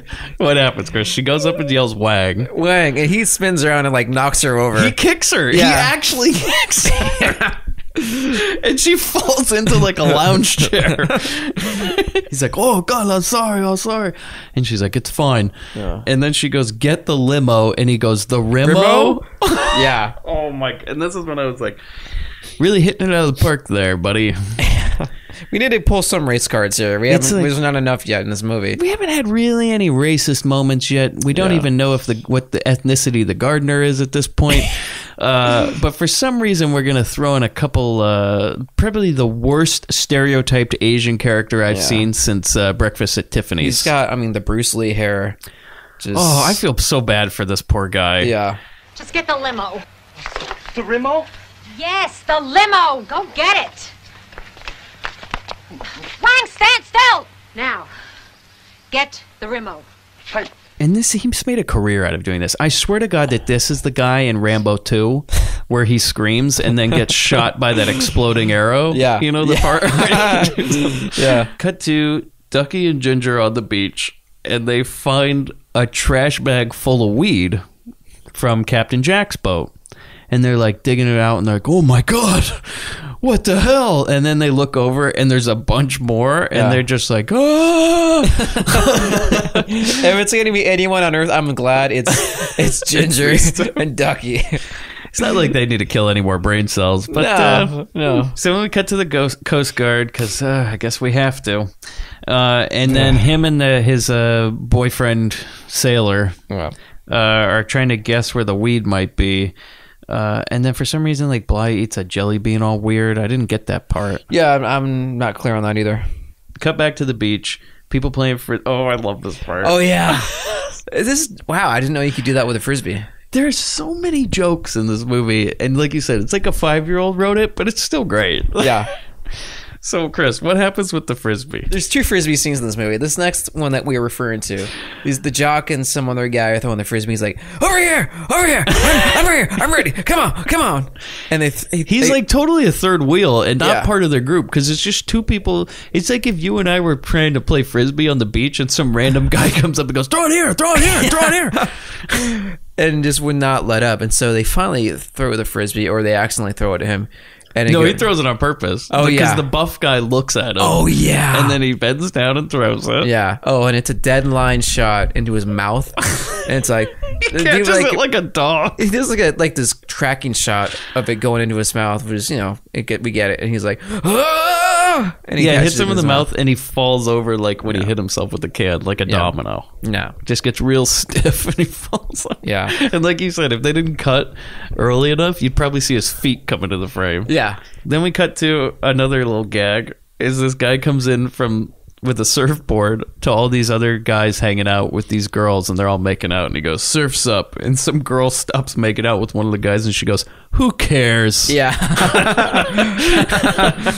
I'm telling you, run time. This is just like such a great movie. Like, you have such a good time watching it. Yeah. Like, this is a movie, like, if you have had the worst day of your life and you put on Beach Girls, you're going to get a smile out of it. Yeah. It'll make you feel better. I feel good up until the captain shows up and the whole Coast Guard stuff goes on, because it just puts, man, it harshes my mellow, man. We cut to Sarah, Ginger, and Ducky. Ginger and Ducky are bagging weed. Like, they're taking weed out of the big trash bag and putting it in sandwich bags.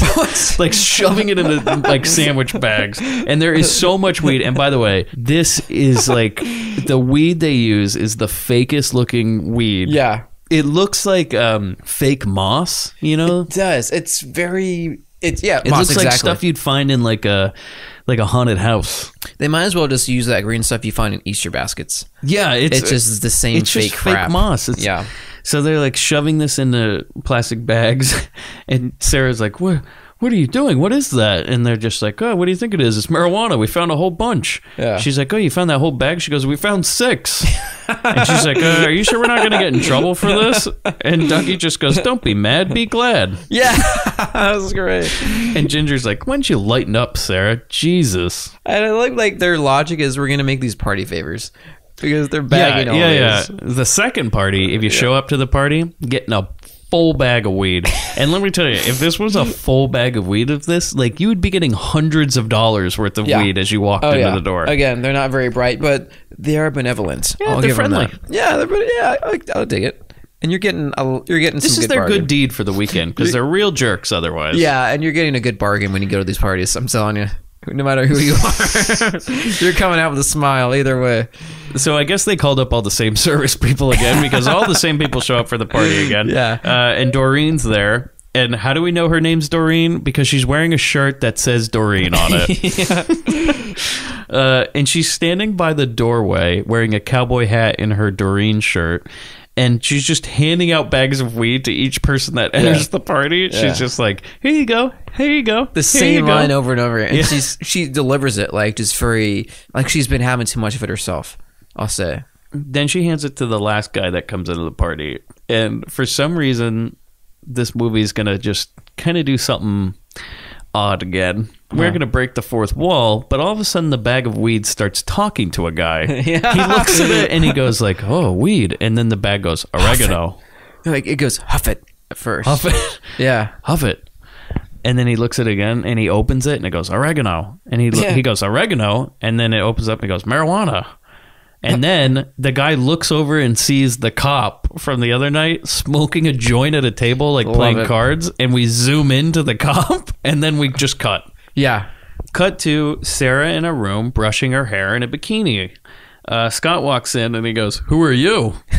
And she goes, oh, okay. There was a line earlier where Ginger says to her, she's like, you're like a 50-year-old teenager, Sarah. Yeah. Oh, yeah. Because then Sarah says the line, I'm me, 50-year-old teenager about to loosen up.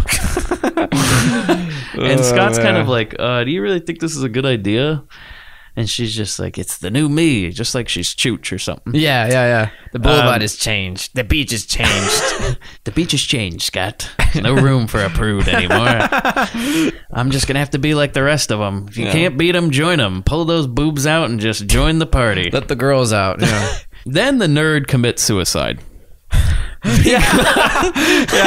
We're going to watch a man kill himself in this next scene because the nerd guy walks out with a full bag of weed, opens the hood of his car or a car, puts the weed on top of the engine block, turns on the car, and then lays down on the ground on the exhaust pipe. Inhales deeply. Yeah, we see like exhaust coming out of the car, and he just goes, and he inhales and kind of like blacks out almost like, yeah. And I was just like, okay, of all the things that this movie has said is a good idea, now Crown's just openly saying like, hey kids, try this at home. Go kill your fucking self.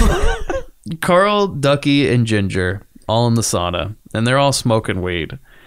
Then we cut to, and I wrote in my notes, my favorite shot in this whole movie, and I'm going to upload GIFs of this shot, is Scott dancing with this damn smile on his face. Yeah. Is they cut to this just scene of him going like this. He's just like sitting there bobbing up and down, and it's only like a shot from his shoulders up, and he's just like, and he's got that smile on his face, looking at nothing in particular. Yeah. Because we'll cut to Sarah, and she's with other guys, and Scott's just kind of staring off into the distance, just doing his smile, and he's like having a good time. He's just sitting there. He takes a sip of his beer. This is my favorite shot in the movie. I don't know why, but I had to rewind it multiple times because this is just such an odd cut. Yeah. No, it's, again, just one of those scenes where they need to fill in this character more for some reason. They just needed to show him some other... What, like him contemplating... Be normal, Scott. Yeah. Be normal, Scott. Or just doing something. Be normal. It's Don't like, kill anybody yet. It feels like they're making their rounds with all the characters at this point, and like, oh, we forgot about Scott. What is he doing? He's just sitting on the couch still? We don't know. Let's bring it back to here. So he's just watching her dance with these two other guys. Yeah. She starts drinking. She smokes a little bit. It cuts back to like him smiling again. She looks at him. We cut back. He's smiling again. Then a guy starts dancing with her, and this is when Scott shows his true colors. Oh, boy. He gets pissed and like just runs over to the guy and like pushes him up against the wall, and he's like, what are you doing, buddy? Yeah. Sarah just goes, leave him alone, and then grabs him and starts making out with them, and Scott just storms out of the room pissed. Yeah. Now the weird thing about all this is Scott's never done anything like this before, but all of a sudden he flips that switch, and that's when I knew I was right. Yeah. This man is a psychopath. It is clear as day. finally, the switch is flipped. He's not leaving without blood on his hands. No. So then, like, we cut back to Sarah, and she's like kind of happy she made him jealous. She's like, "Yeah, served you right, you fuck." And he's like, "What has he done to you? Like that to deserve any of this? Yeah. Like this is insane." Yeah, she's lucky he hasn't done more to her. You know, because when Doreen was hitting on him, he said no. Yeah. Cut to the janitor, and he's watering the plants. But then we have like just the sounds of people having sex, and it sounds like Ducky and Ginger. Yeah. Which I assume because they're with Carl, and like the janitor hears it, and he's like watering a mud pit. Yeah. He's just putting a hose in a pit of mud. Like it's just a hole in the ground with dirt. Because Senor Purdue loves nothing more in the summer than a mud pit. Yeah. This must have been where the flowers were supposed to go. Yeah. So he just leaves the hose on. It's still on, and it's just going in this mud pit. Wonder if this will come into play later.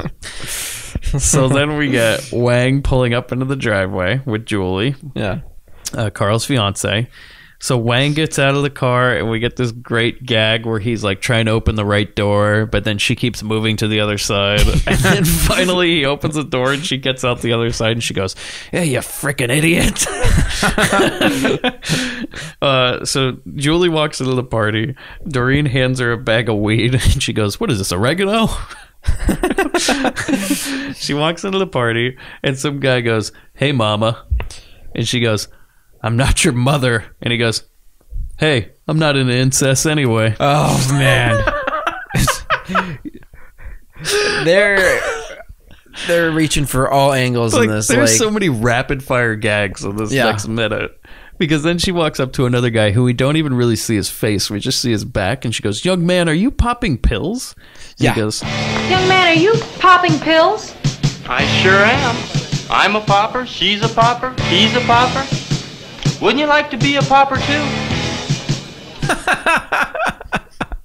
It's almost like a commercial. and he hands her that pill, and she's just like, "Ugh." So then we have the janitor and Wang. Yes. Or the gardener and Wang. You've showed this to me a long time ago with no context to it. Yeah. And it was just as good. Just as good. Oh, man. Now this is where this movie crosses the line into like, whoa. Yeah. So Wang's smoking a cigarette, and he just throws it on the ground. And this is the first time we get the ethnicity of the gardener. Is he walks up, and this is, by the way, the first time the gardener's even said a line. Yeah. It's all been physical. Yeah. He walks up with a full trash can, and he goes, "Amigo, por favor, pick it up." Yeah. And then Wang doesn't say anything. He goes inside the car. He grabs an ashtray full of cigarette butts, dumps it onto the ground, and says the line, Pick it up yourself, wetback. Oh, man. Oh, boy. Jesus. The first time I saw this, I was like, well, that was unexpected. It just went from 1 to 10 really quickly. Whoa, that escalated. Holy shit. So the janitor, rightfully so, walks over to the limo, opens the driver's side door, and just starts dumping his trash can into the car. And then they get into a fight, and this fight scene is Wang chases him. Well, the janitor tries to take a swing at him with that broom handle. Oh yeah, and Wang uses his karate to like chop it off. Yeah, he blocks it and chops it in half, and the janitor's like, "Oh shit!" So the janitor runs off. Yeah, and he starts doing his karate moves on him, and he goes, "Ah!" Started screaming and chasing him out of frame. And do you remember what happens when the janitor runs away? Well, do you remember what he does? There's a garden hose involved. Yeah. Picks up a garden hose, throws it at him, and it actually works. Yeah. He's flailing his arms around, and he gets entrapped in this garden hose. We watch for about 10 seconds as Wang tries to attack a garden hose. And it seemed like so difficult because I'm sure they had to take multiple takes because the garden hose would have just fell on the ground when they're like, "No, Wang, you gotta chop at it. Make sure you get yourself caught in it." He seems proficient enough in his craft that he has no problem getting caught in a garden hose. Then the gardener grabs a rake and Wang like chops it into pieces. Yeah. But then the janitor backs up against the wall, and Wang tries to kick him. Oh, yeah. And the janitor moves out of the way. He kicks the wall, and a gong plays. Kick, bong.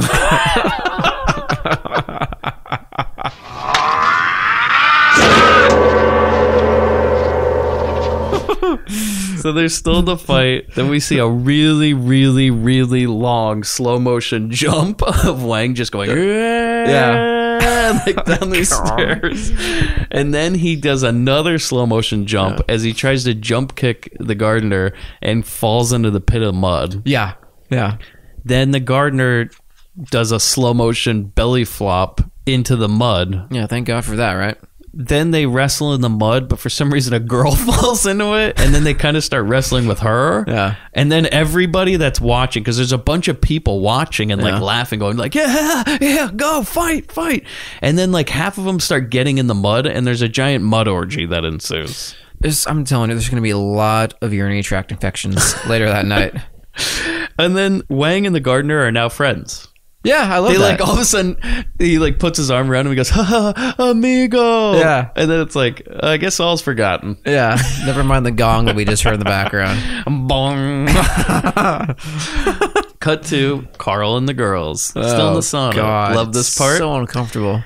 He goes, That was great. What, the grass or us? Oh, I don't know. Shall we try it all over again so I can make up my mind? What, Carl, already? but Julie walks in, Carl's fiance. Man. And he's like, "Oh, I can explain." It's like, and no, man. You, how are they positioned? Like he's kind of in the middle of them. Yeah, he's like laying on the ground, and he's got one on each side, Yeah. and they're all in just towels, Yeah. smoking weed. Yeah. And it's like, dude, you can't explain your way out of this one. This is like in My Tutor when she walks in and he's getting a blowjob right in the front seat of his car, and she's like, "Oh my god!" And he's like, "Oh no, it's not what you think it is." She just fell. Let me explain this. This all makes sense. Okay, and then this is where it's a little bit telling. Is that Julie says, "You're a pervert and a child molester." She uses the phrase "child molester." Oh no! And that's when I was like, "Oh no, Carl." Oh no, those girls aren't 18, are they? No, you're not gonna be allowed to go near any schools or playgrounds after this day is over. I'm telling you. Oh boy. At least the internet didn't exist at this point, Carl. So if there was any sort of sex registry, I guess they'd never know. Nope. They say, we're sorry. Is there anything we can do to make it up? And then like, oh god, there's this great part because like Uncle Carl's like on the corner and he's like, "Oh, my life's ruined" type thing. And then all of a sudden this weird jingle plays. And he goes, "Well, screw her." And then he leaps into the girls. Oh, man. Because if this movie teaches you anything, it's just, fuck it. So then we cut back to the party. Julie asked the cop. So this is Carl's fiance. She's inside the party. She asked the cop for a cigarette. And he's like, "Boy, if I got a cigarette, I rolled them myself." And she's like, "Are you a cowboy?" Yeah. What are you, some sort of cowboy or something? The Marlboro man. At your service. So he gives her a joint. And he starts hitting on her. And she starts smoking it. And she's like, "Oh, this isn't like any cigarette I've had before." Oh, we have no idea. Cut to the janitor and Wang showering together outside, laughing. This relationship is getting really fond of itself. Cut to... Oh, by the way, will we ever reference this again? Oh, no. There's no need. Harlan looking through his telescope is the next thing we see. Thank God we always reference them, though. So he's just looking at his telescope at the party. Then we cut to the cop and Carl's fiancée, Julie, and they're getting close. Cut back to Harlan and his wife. Oh, yeah, because she goes like, "What are you looking at, Harlan?" And he's like, "I'm looking at the boats." And she's like, "Oh, really?" And then looks through it, and there's boats, and it's like, the telescope's pointed towards the ocean. There's nothing else out there. This is like the one time when he's not looking at the boat. So she looks through, and then we spot the Coast Guard, and it's like, oh, we can't get away from these motherfuckers. So the Coast Guard, they spot the party, and they say something like, "Oh, there's a fire on the beach, some sort of weenie roast." And then there's like a bunch of gay jokes, and you're just like, Jesus. Yeah, and they cleverly deduce that this is where these trash bags ended up by mapping out the trajectory of the ocean and who the fuck where cares? the boat was when it dumped off the cargo and where the tide is now in relation to then. It just God bless him for trying. Thank you, Crown, for trying to put something in it, but you just should have forgot about it. Yeah. So this is a real Bobby, I got the money type moment, you know? So they go ashore in these rafts, and it takes them a really, really long time to get ashore while Flight of the Valkyrie plays. It's like da da da da da da da da, and then we watch like 3 minutes of them going through the shore break. They just like can't get there, and this is the only good part about him is that the captain's just something. He's like, "Where's the photographer? Where's the official photographer?" Yeah. And he's like, "I'm right here, sir." And he's like, get out and take our picture." And this guy just starts taking their picture as they land ashore. But then we cut to a bunch of people on the beach like applauding them as they come in. Yeah, I didn't get that. Neither did I. But the mustard costume guy's there. Oh, thank God. He's just standing among this crowd clapping for him. See, we did have it in the end of the movie. That's what I said. It'll make another appearance. So then the Coast Guard keeps taking pictures of themselves. Then they get real violent because they start pulling out machine guns and handguns and pointing them at people in the party. And they're like, go on up and search that fucking house. Yeah, I love when the captain is even like addressing people. He's got the handgun in his hand. Yes, he's pointing at people's faces. Yeah. He's like, where is it? Where's the fucking weed? But even as he's having later he's having a casual conversation, he's still waving it around. Like in people's general direction. Oh, yeah. They tell everybody to go down to the beach. They're searching the house. They're like taking weed out of everywhere. Yeah. There's so many great shots. It's like they're taking it out of a planter. They're taking it out of the freezer. They're taking it out of a toaster oven. They're taking it out of cabinets in the kitchen. Ginger and Ducky's logic for storing weed. They have so much weed they don't even know what to do with it. Yeah. I love this shot though. It's like one of the Coast Guard guys walks into the bathroom, opens the medicine cabinet, and starts taking weed out of it. And then a lady walks out of the shower and she goes, "Can't you get any privacy?" It's like it's a fucking party and you're taking a shower. Then I like the shot where somebody put weed in the chandelier, like the top of the chandelier. It's basically it's a veritable egg hunt of pot. Yeah, except like not at all. Like it's everywhere in plain sight, including they cut down from the chandelier. They pan down to the pool table, and somebody had just put a pile of weed on the pool table and put some pool balls in it. Yeah. The Coast Guard walks into the sauna, but his glasses get all foggy, and he can't see Carl and the two girls sitting there. So then he just walks back out, and they just are like laughing, and the girls goes, "Who is that?" And Carl just goes, Popeye. And that's it. They don't get caught or anything. It's just like, yeah, fuck it. Popeye. Like Carl's not even worried that there's some sort of authorities in his house. No. I know. Or he's just been caught with 2 underage girls. Yeah. And the guy has a gun. So then they all go down to the beach, and the Coast Guard, for some reason, Captain Bligh smartly decides to burn all the weed on an open flame. Around partygoers. He starts burning all this weed while he's pointing guns at people, just yelling like, you jerks, you terrible people, this'll rot your brain out. And then he gets all high. Everybody starts getting high. Bligh gives this really weird speech that goes on for a while. Harlan's wife comes up and she's like, "Oh, what is going on?" And they all get really high. Then we see Doreen and Scott. Sarah gets jealous. Oh, I love this. Yeah. Okay. Oh, yeah. So there's kind of a standoff at this point because... So Scott and Doreen are standing near Sarah, who's just kind of twirling her, like a sarong she's wearing. Yeah. She's twirling the sarong, takes it off, and then she takes off her top, her bikini top, and just lets her boobs out. Yeah. And then Scott runs up and grabs her. Yeah. And then they go off together. And that's it. It must have been in her contract. It's like, well, we got to see the goods once. So at some point, you got to take that top off. And you got to let those puppies free. Yeah.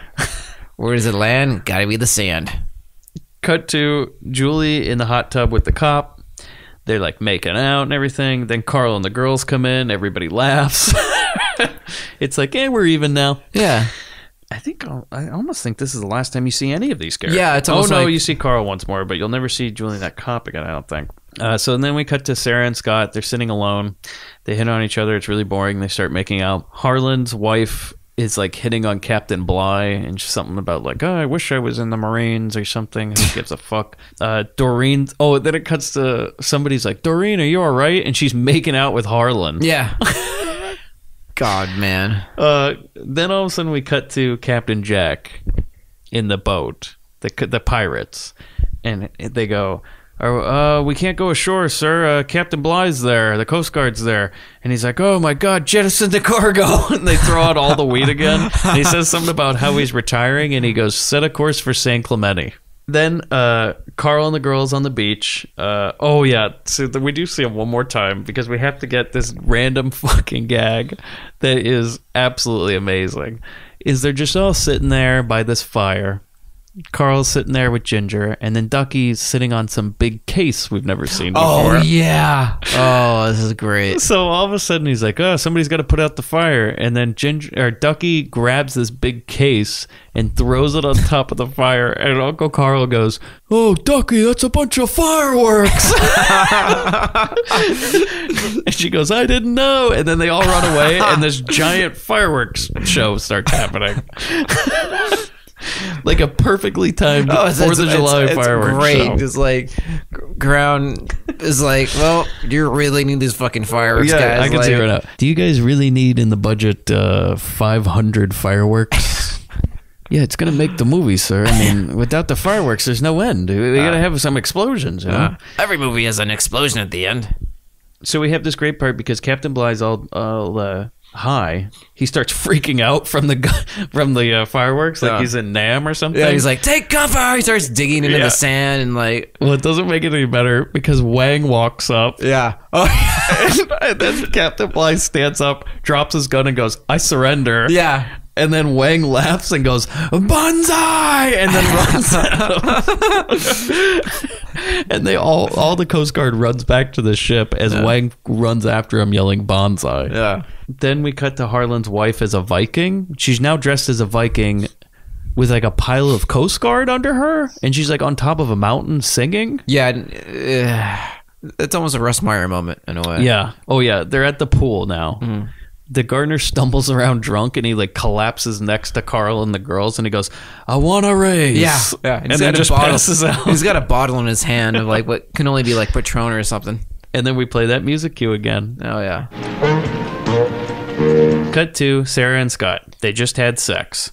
She looks into the air and sees the fireworks and she says, just like I thought it would be.